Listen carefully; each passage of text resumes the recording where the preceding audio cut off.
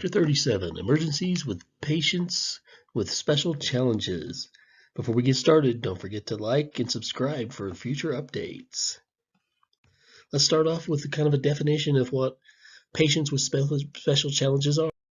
And this should go without saying, every patient deserves your empathy and respect, but those with special challenges take a little bit more concern and a little bit extra time. So you have to be really good at making sure they understand you're there to help them and you're going to do everything you can for them. We'll make sure we have the right terminology here. Disability is a condition that interferes with the ability to engage in activities of daily living.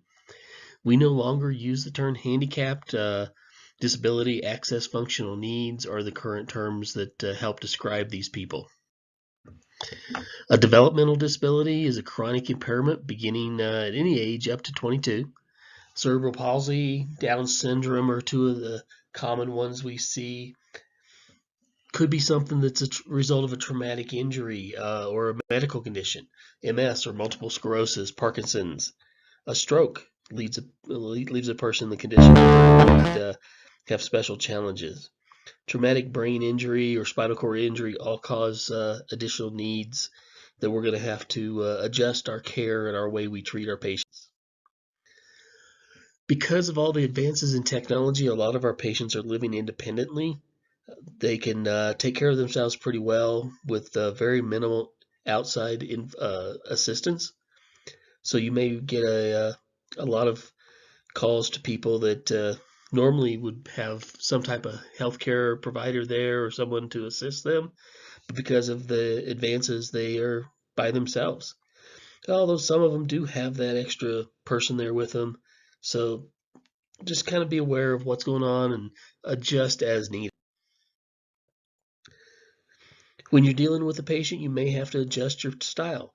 Typically, we don't have our patients touching our faces, but if the patient is blind, that's how they connect with you. So get down on their level, make sure they understand you're there and where you are, and use some extra care when taking care of these patients.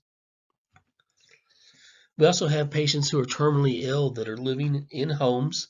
Thanks to hospice, they're getting these patients back to a home setting where they're more comfortable and the family can be around them all the time. These are typically like your end-stage cancer, heart failure, Lou Gehrig's disease. They'll be at home. They may have some hospice care there with them, or they may just have family that's helping them take care of them. They may have hospital-style equipment, ventilators, feeding systems, IV systems, but they're all there to help them have a normal life. Most of these patients, because they are in the terminal illness stages, they have advanced directives in place, and they will typically have those available for you as soon as you walk in the door. Another special challenge we're seeing more of in the EMS community, we have obesity, people that have a body mass index over 30. Typically, we're seeing patients 300, 400 pounds that need some extra assistance. We're going to have to use some special technology, some special tools to transport them. We have bariatric ambulances that have the right size cots and the assistance to get them into the ambulance and has an extra floor space so we have room to transport them comfortably. So you want to be, when you put them on the cot, you want to make sure you're not putting too much pressure on their lungs so they can't be laying supine. Make sure you keep an eye on the airway. Keep them in a ramp position that's a semi-Fowler's position. And make sure you have plenty of help when you're moving the patients. Get as much as you need. Bring in the extra firefighters, another ambulance, whatever you need. And make sure you have the right size equipment. Homelessness and poverty, another challenge we're facing. One of the problems with the homeless population is they have a lot of untreated or not well maintained health conditions. So they'll end up with pneumonia. They typically have a lot of mental health issues, malnutrition, substance abuse, chronic conditions, communicable diseases like HIV and AIDS. They don't have access to everything that people have on a regular basis, so their health care isn't kept up. So they may be calling 911 for those things that you're going to have to provide a little extra care for. Sometimes we have abuse of the homeless population, and there's typically a lot of emotional issues, especially if you have kids that are homeless. They're concerned that they're being judged for being homeless. Give them the support you can, and do what you can to help your local communities. So some approaches to caring for patients with special needs. Autism is a uh, developmental disorder that affects the ability to communicate. Kids with autism uh, do not communicate like other children do. So we have an acronym that we use, ABCS, as opposed this is different from our ABCs for the primary assessment. So we have awareness, basic needs, calm, and maintain safety. So awareness, we're talking about making sure that they know what's going on around them. They do not like change. They sometimes have difficulty communicating. So you may need to take some extra time and listen to them. Take your time with all patients, but especially with the autism kids. If they're having a meltdown or escalation, try to find out what calms them down. Help them understand that you're there to help them, and use the caregivers as much as you can. Basic, keep your instructions very simple and clear. Ask basic questions. Don't bring in extra noisy stuff like your radios or your cell phones. Keep it just you and your patient and the caregiver. That way, there's not any extra stimuli that's going to cause any problems for them. Keep them calm. Use one-to-one contact. Um, use the caregiver as much as you can. Keep a nice, calm voice. Talk to them and be willing to listen and take your time. If it's not life-threatening, you've got time to work with them. Begin treatment where your patient is found. If they are complaining about things, they don't like the color of your jacket, take your jacket off. This is one that you would do just like a pediatric. You do the toe to head survey, because as soon as you start irritating them, they won't let you finish their assessment. So start at the bottom and work your way up. If you ask a question, be polite and wait for the answer.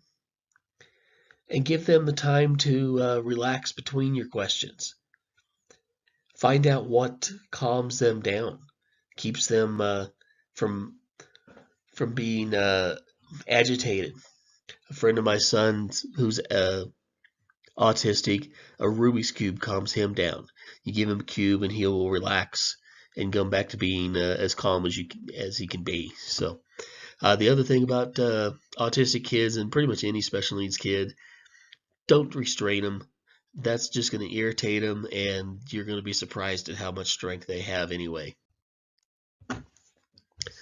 Special needs medical challenge. You got kids with lung disease, heart disease, neurological disease.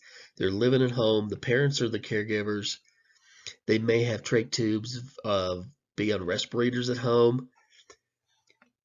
There are so many different types of home healthcare equipment that as an EMT, you would never be able to keep up with all the different systems out there.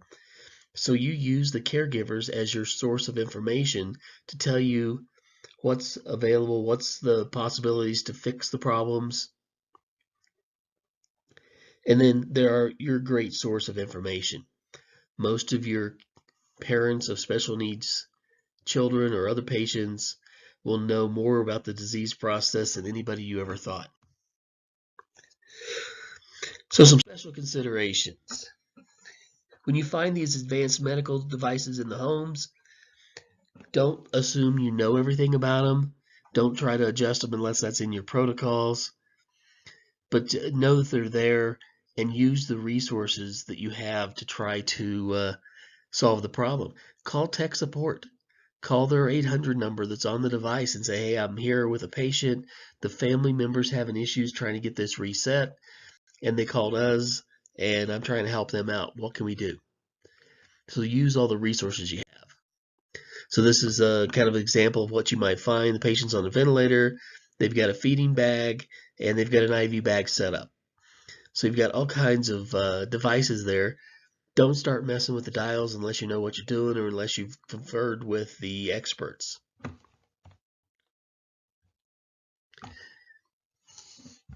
You may be going to private residences where we have these people, but you may be called to nursing homes or other group homes, specialized care, rehab facilities. Just follow the lead of the healthcare provider there if they're credible. Sometimes you get there and you find out they don't really know what they're doing, so you have to adjust and maybe call medical direction and find out what else you need to be doing. Develop a plan of what you're going to do and find out if there's any other resources to help you with this. Caregivers, like we said, are very familiar with the equipment, so ask the questions. Have they had this problem happen before, and how did they fix it? Have you been taught how to fix this problem? Have you tried to fix it, and what happened? Usually they try to fix it on themselves before they call 911. It's when they got into trouble or something didn't work the way they thought it would that they actually turn around and call 911 for your help. So listen to them. They are probably your best resource out there. Assign one of your team members to work with the family member. While you assess the patient, your teammate is working with the family to try to figure out what's wrong. It could be that because it's taking care of a loved one, they're a little stressed on the problems going on, so they may not be able to focus. So if you even try to calm them down, you might get the answer you need to figure out how to fix the problem. Sometimes the patients are the best source. They know how to operate the equipment. I was working with probably 6 or 7 year old patient who was on a ventilator, and the ventilator was having some issues. We were bagging the patient, and the patient was telling me how to fix the ventilator. So I had a 6 year old telling me how to fix the problem that was causing us to have to bag him. So it's a fascinating world we live in, and we use all the resources we can. Here shows the patient telling the guy what to do. They're looking at everything, trying to figure out how to help the patient. They want to stay at home if all possible. If you do have to transport a patient like this, you're going to have to bring the equipment with you because they need to see it at the hospital, then they can try to fix it. Every state scope of practice protocols give you guidelines on what you can and can't do with these special needs equipment. So make sure you're trained in it and you're authorized to do the skills that they're asking you to. Is it a problem with the medical device, and is it life-threatening? If it's a ventilator and it's not working, that is considered life-threatening. But if it's a feeding tube that's not working, maybe that's not life-threatening. You've got time to wait a little bit. Do you have the knowledge to fix it? Just because you stayed at a Holiday Inn last night doesn't mean you know how to fix medical equipment. Maybe you have duct tape and some WD-40, but that's not everything you need to fix the problem. So know what your protocols are, know what your limitations are, and know what you can and can't do. Again, call the help desk number that's on the equipment, and they will help you walk through the process of resetting the equipment or figuring out the solution.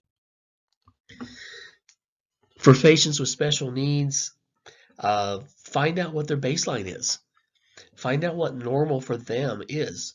Maybe they've got Parkinson's and having shakes is normal, but maybe it's worse than normal. So ask the family. They're your good resource. What's different today, and why did you call 911?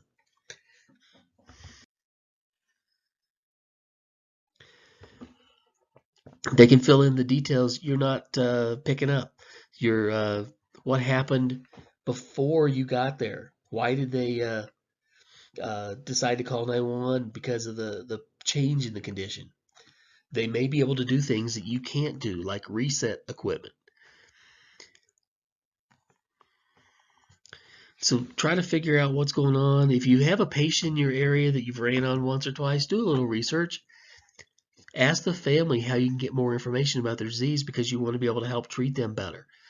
That shows a lot of care for the patient, helps them understand that you're there to help them, and actually improves your knowledge base to help treat the patient. Just because you've got special needs doesn't mean you can get away from your ABCs. So make sure you're maintaining the ABCs. Do a good primary assessment, do a good secondary assessment, looking for your problems that are going to cause the patient compromise. So let's talk about some of the specific diseases that we're going to run into.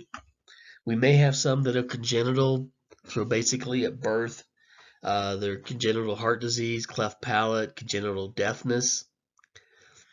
Some are acquired or based on some type of medical problem or exposure over their lifetime, such as AIDS, COPD, traumatic spinal cord injury, traumatic brain injury, things that just develop throughout their lifespan.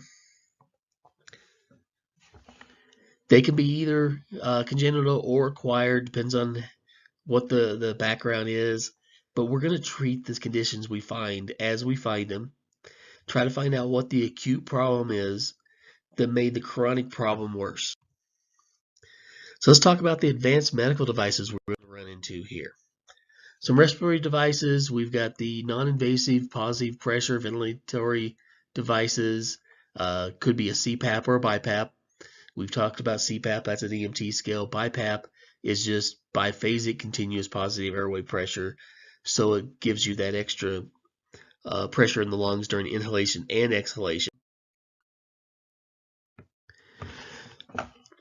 When you're doing an assessment on a patient, unless the power went out and it stopped and they couldn't get their mask off and they quit breathing, there usually isn't a problem with CPAP.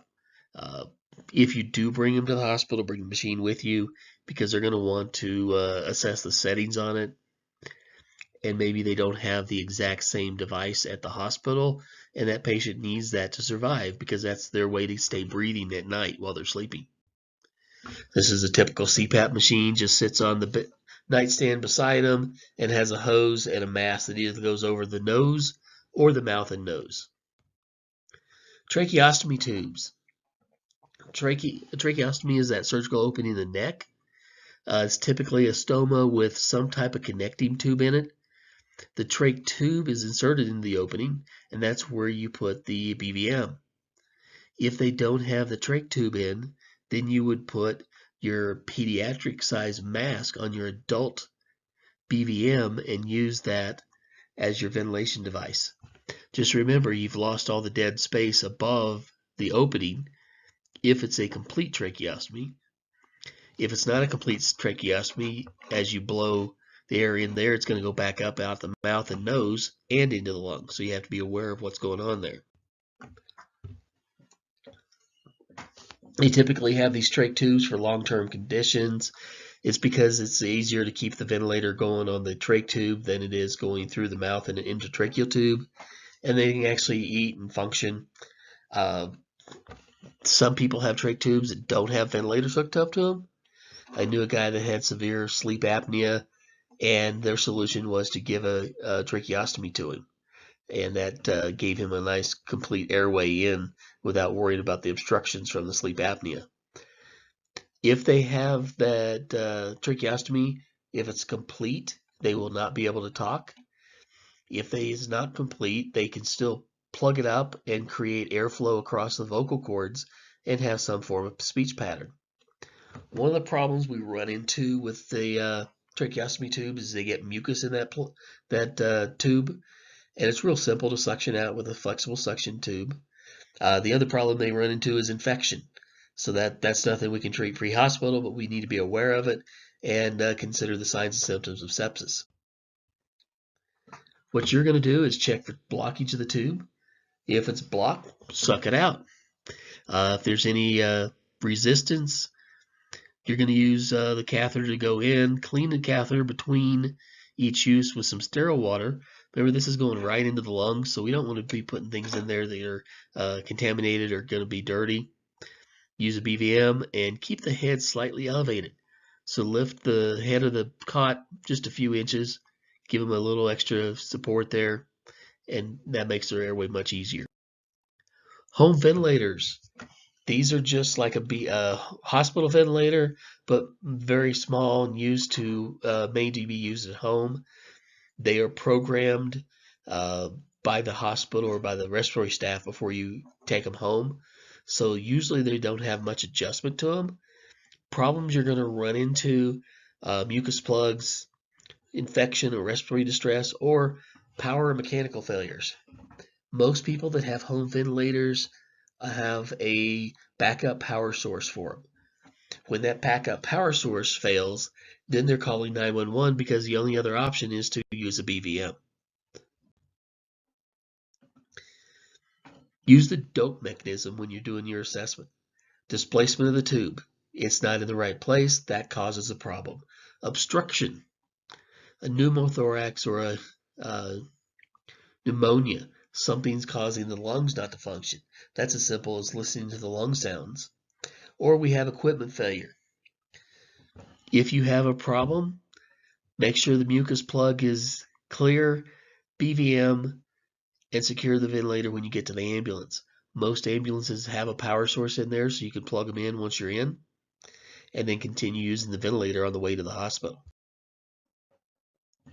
We have patients with implanted pacemakers and defibrillators.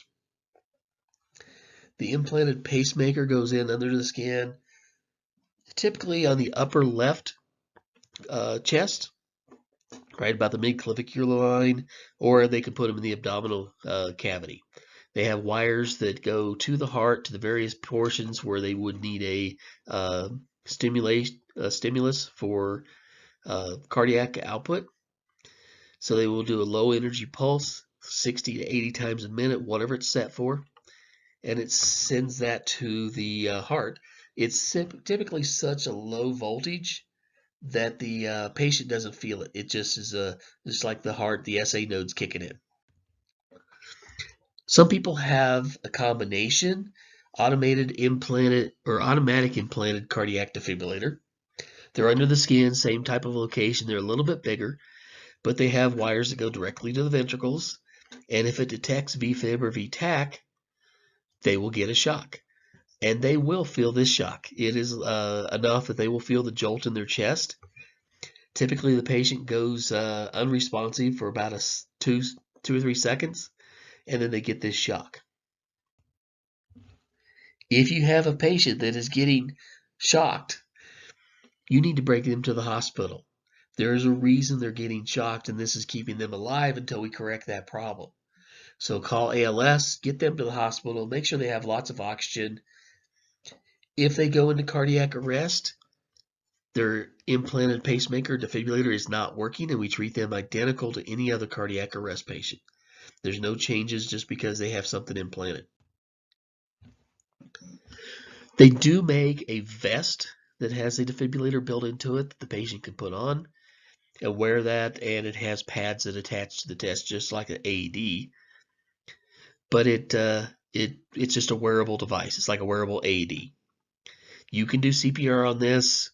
It will actually give you directions on CPR. It's like I said, it's just like an AED, but it's a vest form. So they've got it on 24 hours a day or however long they have to wear it.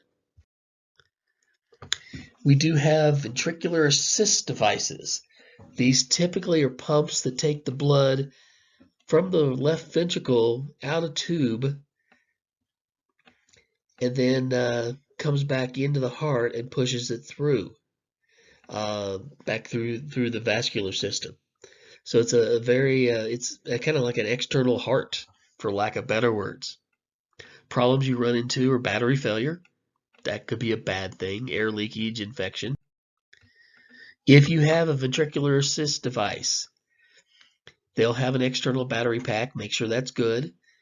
If it fails and you don't have an AC outlet to plug it into, you will use a hand pump.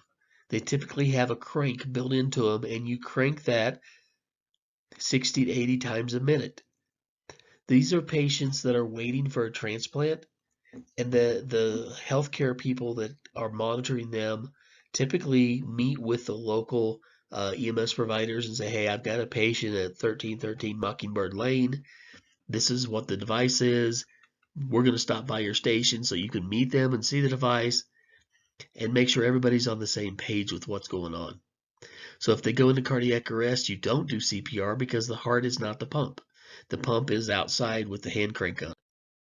This is what it looks like. If you see Coach here with in cardiac arrest, you turn the crank on and you do like the organ grinder and crank the tune. If it plays the theme to a Jack in the Box, you've got the wrong crank. Other devices we're running into is gastrourinary devices, or they have feeding tubes. They have NG tubes. They go through the nose into the stomach. Those are temporary. They provide nutrients down into the stomach. A G tube goes through the abdominal wall. These are more long-term. Same type of process as an NG tube, but just direct and more long-term. Problems you're going into is it comes out, it gets clogged because they didn't flush it after they gave them their food, or you get some type of infection at the insertion points. When you're dealing with a patient with this, you're transporting to the hospital, you typically do not have to add anything to it. If they're in the middle of a feeding, just keep the bag above the patient, put the cap on it, and transport it with them. There's nothing special about it. You just don't want to pull it out or disturb it. Here's showing get the kiddo his lunch there.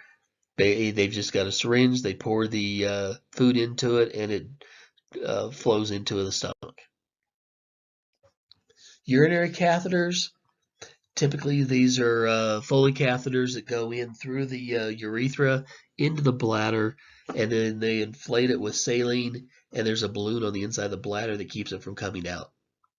It drains out a tube into a bag that's either strapped to the leg or hanging down below the patient. Again, problems you run into are infection, blockage, discolored urine from some type of infection. Much easier to see if it's stuck in the bag, and it gets pulled out. So what you want to do is keep the bag below the patient. Remember, it's draining through gravity, so it's going to be below the patient. Don't step on it or don't drag the cot over it. What you want to do is if you have to transport, you're going to try to empty it and document what you empty and how much. Document the color and any odor you smelled when you dump the urine. Here shows the guy's got his catheter bag attached to his walker there. That's probably enough you could transport and not worry about it, but if it was more, you'd probably want to dump it before you get in the ambulance so you don't have any messes. Ostomy bags. A colostomy is a hole directly into the intestine. You typically don't see these. They're taped to the body, and the fecal matter is coming out through the ostomy into the bag. Problems you run into is blockage or dislodgement. This is not an EMT skill. You just basically take them to the hospital if you have it. You don't want to mess with them. Dialysis, we've talked about. We've got the hemodialysis where you've got the patient at a dialysis center where they're using the machine to take the blood out, clean it, put it back in. Complications are infection or hypovolemia. The peritoneal dialysis we talked about. You have the catheter that goes in the abdominal cavity, puts the fluid in there through osmosis, it absorbs the bad waste in the belly, and then you pull the fluid out. If you have a patient's bleeding, you stop the bleeding. Don't take a blood pressure in the arm of the AV shunt. And if you have, you treat for shock. We have people that have long-term medical care through IV therapy. So you're going to have central line care, IV ports. Typically, it's a port on the subclavian. So you'll see the tubes hanging out just on the upper chest. If you have any bleeding from that area, apply direct pressure. Same with peripheral. They put the tubing in and secure that to the arm. They might have 2 or 3 tubes. These are not authorized for EMTs to use for IVs. So we have to be careful of that. Sometimes they have a implanted port just below the skin if they're like a chemo patient or some type of long-term therapy. Those are not accessible to EMTs either for IVs. If you have bleeding from it, direct pressure. The other thing is don't put the AED right over it. You may have BP shunts. These are drainage ports coming from the brain or the spine. So you get that excess cerebral spinal fluid to drain out, so you reduce the intracranial pressure. If they get clogged, you have an increased intracranial pressure, which means you have an altered mental status. They also are prone to infections. So then you'd have a meningitis infection there. So be aware of that and transport your patients appropriately. There's not any treatment you can do for these patients. You manage what you find, make sure they've got good oxygen, and you're transporting to the appropriate facility. If they have some type of physical impairment, hearing, sight, speech impairment, adjust how you're doing your care. Maybe you have to talk to them directly. Maybe you have to pull your mask down so they can see your lips because they need to be able to hear you. Maybe you write your things down. Use your phone to translate. A friend of mine has a iPad that she types in what she's wanting to say, and it will say it to you, so you can actually understand what she's trying to say. So there's all kinds of options out there. Just remember, just because they can't communicate doesn't mean they have a mental impairment. It just means they have a communication impairment. Maybe they have sight issues. Um, Help them understand what you're doing. Tell them when you're going to do and when you're going to touch them, so they know because they can't see it coming. If they do have a guide dog or a medical assistance dog, that dog is part of them and they come to the hospital with it. So bring everything you need to. Sometimes they can't speak correctly. So that, like I said, they have that tablet to help them say what they need to say. Maybe they have difficulty walking or standing. They've got some type of impairment. If they have a wheelchair, make sure you bring it to the hospital with them. That is their lifeline. It's one thing we found out during evacuations for wildfires. If we grab the patient, put them on an ambulance cot, and take them to a shelter without their wheelchair, they've lost their functions in life. They need that chair to get around. They have special attachments to it that help them live a normal life, and you just took that away from them. So make sure you bring the wheelchair with you to the hospital. If they have any special needs, make sure that you're trying to take care of them. Get a baseline. Make sure you ask them what they need to be comfortable and what they need to maintain their normal lifestyle. Ask them what normal is for them. And if you have any special needs equipment, bring it with you. That's just common sense. You would want to bring everything you need to live a normal life with you to the hospital. So let's talk about something that happens occasionally, or actually more often than not, more often than it needs to happen. The abuse and neglect of our patients that have special needs. So abuse and neglect, the people with special needs are more vulnerable. Children are more vulnerable to this. So we need to be aware of what's going on around our patients. Get a good scene size up. One thing that's really helpful is if your system does this, when someone calls 911 and there's a special needs or a pediatric patient, you probably should bring law enforcement with you just for assistance on the scene. When a person calls 911, they're asking for public safety to come in and help take care of their problem. That way the law enforcement is being invited in, and so if they see something, they can document that at the time of. They don't have to go through the warrant process and get the authorization from a court to get in. So you give them an opening to try to help solve these problems at the time. What you're looking for are stories that just don't make sense. Something just tells you this didn't happen the way they said it. They could be embarrassed and lying about it, but that's not yours to decide. All you have to document is that the story was inconsistent and you're suspicious, and then the law enforcement and the Department of Human Services will take over and try to figure out injuries that are in multi stages of healing. So they've got bruises that are various healing stages, repeated injuries, or the stories don't match.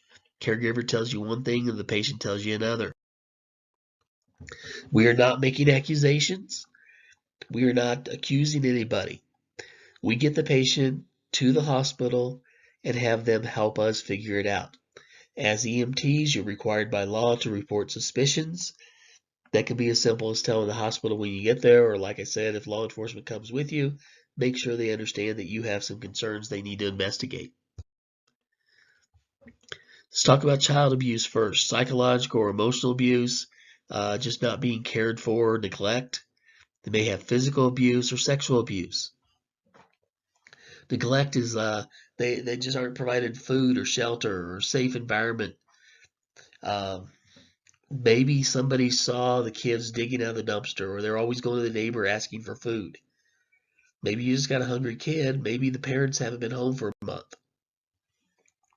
Both causes for concern, so make sure that's passed on.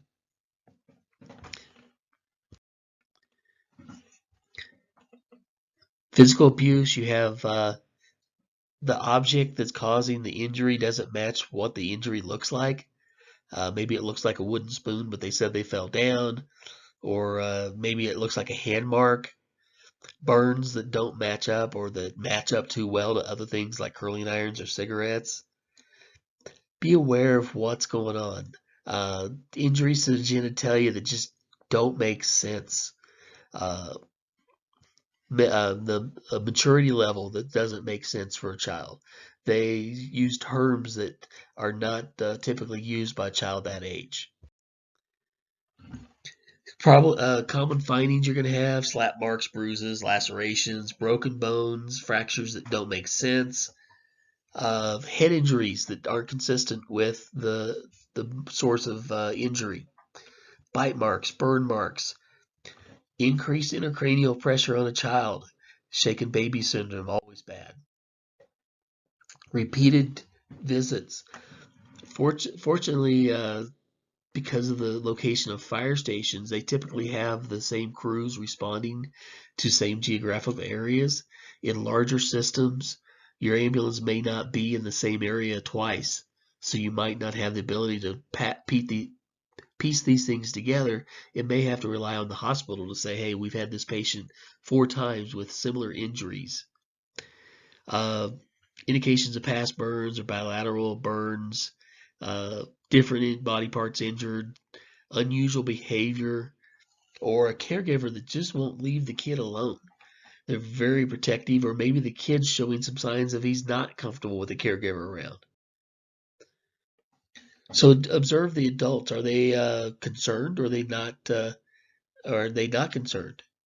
Now, if the adult caregiver is a EMS provider and they don't act like it's as bad as you think it is, maybe they've seen this before and it's not as bad as you think it is.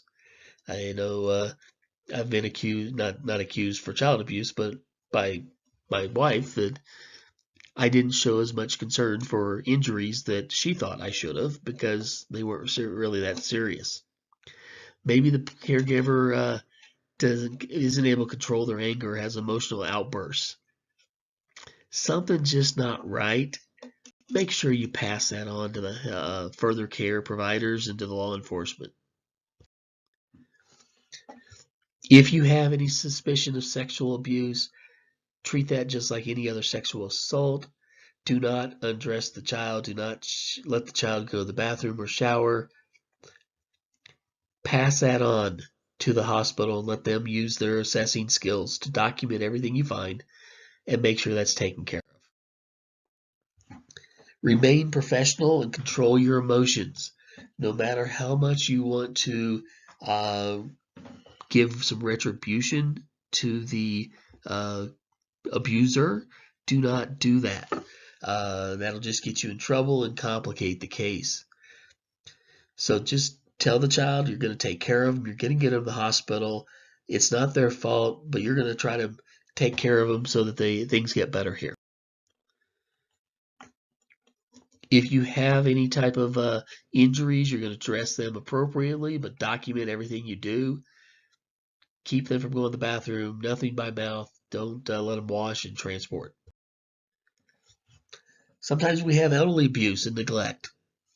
These are the same type of things you're going to run into, but we add financial abuse.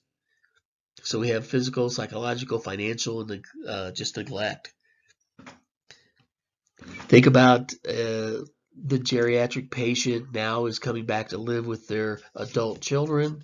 They're putting extra stress on them and creating more issues for their lifestyle, and it gets too much, and they have emotional outbursts. Maybe they try. This happens a lot, family members or not. The financial abuse. They use the money inappropriately. They skim it off the top. There's lots of things. If something just doesn't seem right, make sure you report that and pass that on to the authorities.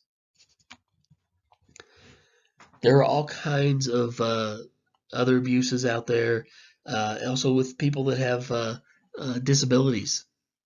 They may be taken advantage of because of who they are and the fact that they can't say anything. And we need to stand up for our patients. We're our patient advocates.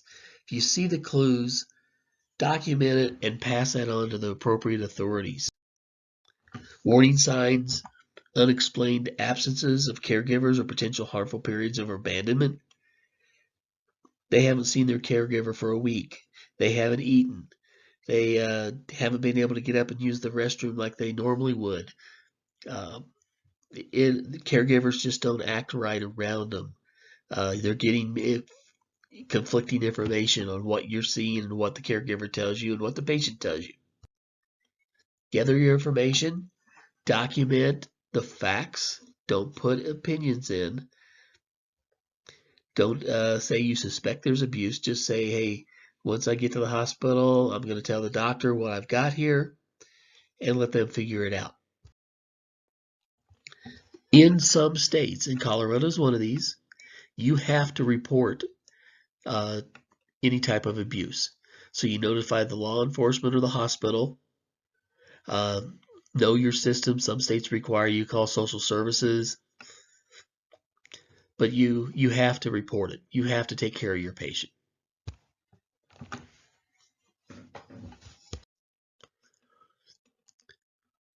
Could be intimate partner violence, spousal abuse. It's what it's called. Physical, emotional, economic, sexual abuse. If you have any suspicions about abuse, or if they tell you about the abuse, make sure you document that and pass that on to the next level of healthcare or the law enforcement. What you want to do with these patients that may be potential abuse patients, get them away from everybody and do the interviews where you can in a little privacy. What you're looking for are signs of physical abuse. The victim is fearful from talking to you. You need to make sure they understand you're there to help them, and you're going to make sure they have what they need. They may not be wanting to go to the hospital, so you need to try to convince them. Use some good active listening and understanding what's going on, and pay attention to how their people around them are reacting, their partner, and how they're kind of protecting them from you or isolating them from you. So take care of the medical issues first. If they refuse care, make sure they understand there's lots of options to help them. There's a lot. They can always call 911 again. There's substance or abuse hotlines. There's shelters they can go to. Make sure you know what's available in your system. When you do document it, make sure that you're very thorough in your documentation. Make sure you only do the objective findings. You don't do any opinions. and that you provide as much information as you can so that the hospital and the law enforcement can figure out what to do. Another thing we're starting to run into a lot is the human trafficking. Trafficking is the exploitation of a person for compelled labor or commercial sex acts through force. We are seeing these victims kept in very tight quarters, being sold out for different abuse situations. You may get these calls for somebody that's not doing well, that something's wrong, and things just don't add up. You have bruises, very similar to what you had in any other abuse case, but you have scars. They typically brand the human trafficking victims. They'll have tattoos of a guy's name on them. That's their pimp or owner. They have UTIs. They're pregnant. They have STDs, chronic back pain. They're not well kept physically, but they're very well kept fashion wise. You'll see children that probably aren't old enough to have the clothing that they have. They have makeup. Uh, a friend of mine worked at a women's lingerie store at the mall, and she was also worked for CSPD in dispatch, and she was all the time seeing older men bringing in young girls to get various things of lingerie that just didn't seem right. And they were always, she was getting information and passing it on and finding out they were actually being human trafficked. And they would track down those clients that were coming through. Other indications of that, like I said, the controlling person there with them, they do all the talking. They don't let the person talk. Their IDs probably don't match them. They're very submissive or fearful. Uh, they're not dressed appropriate. Like I said, they're wearing things that just don't make sense. So treat the medical stuff first. If you suspect it, let law enforcement know immediately. Be careful how you do it, because this can be a danger to the victim. If they think they're being the handler is under any suspicions, they'll take it out on the victims. They have special task force for child trafficking here in Colorado, and I'm sure they do in every other state. So use the resources. And with all of this, if you suspect something, say something. Pass it on to the healthcare providers at the hospital. Pass it on to law enforcement. Only document the facts, what you see, and what doesn't make sense. Say, hey, this doesn't make sense. I need to have someone look at it further, and go with that. Thank you for taking the time to watch this video. Hopefully it helps you on your journey to become an EMT. Please like and subscribe, and let me know in the comments how you're doing on your class and if you have any questions. Thanks, and have a great day.